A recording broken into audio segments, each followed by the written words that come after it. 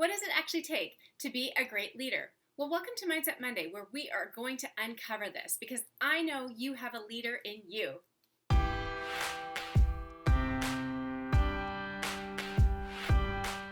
Being a powerful and respected leader is a common dream, and many people romanticize about being this inspiring, successful leader.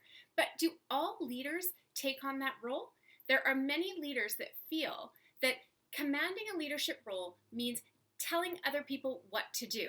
And that couldn't be further than the truth. What is so important is trust, inspiring other people, true, but it is the unity of people in the collective what makes leaders great leaders. You know, as far back as 100,000 years ago, we had to rely on others for safety from imminent threats such as famine, predators, and other tribes trying to take away resources and our kind.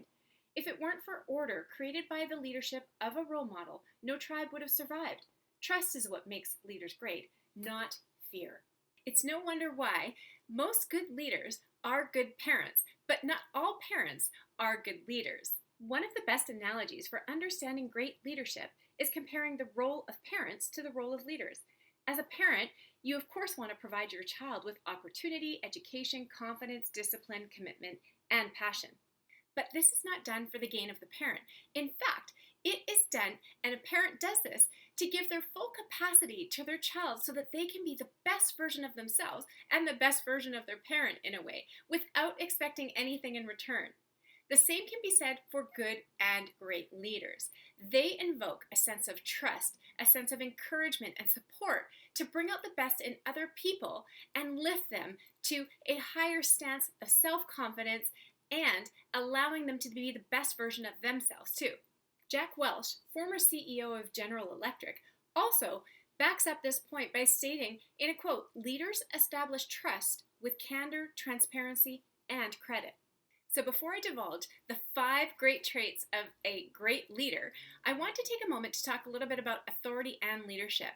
And one of the main misconceptions is that as you move up that hierarchical ladder within a company or an organization, and you move up a rank, there's this misconception that as you get to a higher authority, you become a better leader, or you are therefore a leader. Now, leaders can lead in any capacity at any rank.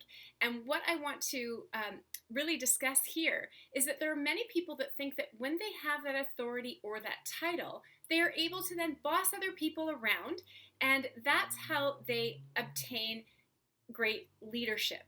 But actually, it's those leaders that sacrifice for their followers and help build the followers and the other leaders within their organization up to create such unity that actually makes them the respected and trusted leader. So authority and leadership are 2 separate concepts. The first trait is positivity. Now, emotions and mindsets are contagious. What you put out there, you tend to reap in return.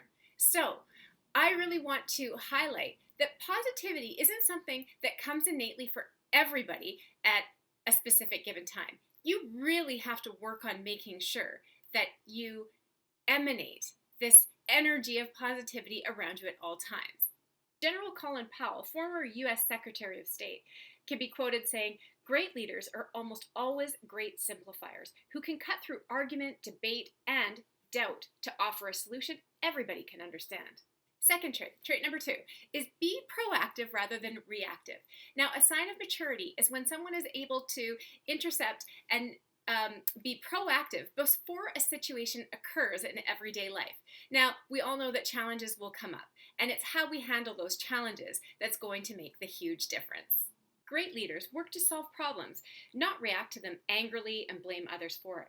John Maxwell can be quoted saying, "The single biggest way to impact an organization is to focus on leadership development. There is almost no limit to the potential of an organization that recruits good people, raises them up as leaders, and continually develops them." Number 3 is delegation. Now, a great leader understands that the power of the team lies in the diversity of minds. Knowing exactly what all of your team members do and interacting and being able to interact with all of them, have that trust and that camaraderie and that unity, and knowing what tasks have to be completed, delegation becomes essential because the leader will know or may not know exactly what has to be done, but understands the tasks fully so that leader is able to communicate it in a clear, succinct way and is able to delegate these tasks so that the team performs ultimately at its best because each person knows what they're doing. And even though the leader is very adept in their understanding of the organization and the different roles everybody plays, it's incumbent upon them and so necessary and of paramount importance that they delegate the right things to the right people. Now, I love this quote by Ronald Reagan, and it goes like this: "The greatest leader is not necessarily the one who does the greatest things.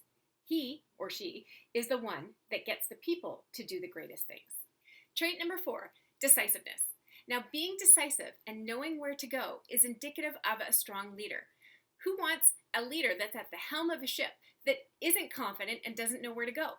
Nobody wants that. You want a leader who is decisive in their actions, knows exactly where they're going and why, and is able to communicate that to the rest of the team so they can feel at ease. Be willing to make decisions. That's the most important quality in a good leader. The last and 5th trait that I would like to share with you today is passion and being passionate, because people that can master the human emotion of passion are better able to understand that at the heart of everything is the emotions and the human connection to other people. That is key in being a really great leader. There's a quote by Eleanor Roosevelt that really resonates with me, and that is, "To handle yourself, use your head. To handle others, use your heart." All of these traits show that there is a certain level of commitment and determination needed in order to achieve the highest standards of leadership. A lot of this emotion comes from within and your passion towards any venture.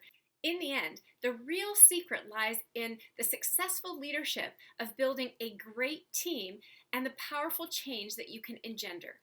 Now, if you like this Mindset Monday, I would love for you to join my newsletter by going to www.amanda-desilva.com/newsletter. That way you are alerted to all the information that comes out weekly. And as well, I would love for you to check out my course that is entitled Discover Your Purpose. That will take you to a whole new level. It will get your year started off right, have your purpose, your values, your mission for doing things, and a successful plan with goal setting, all fit into a 4-week course with an extra week bonus on top of it. If you're interested in that, head to my website as well at www.amanda-desilva.com, and you will click on courses and find all of the information there. Thanks for joining me today for this Mindset Monday. I wish you a wonderful day, and before you go, click subscribe here on my YouTube channel and you'll be alerted weekly when I upload a new video. Thanks, take care, and have a wonderful day.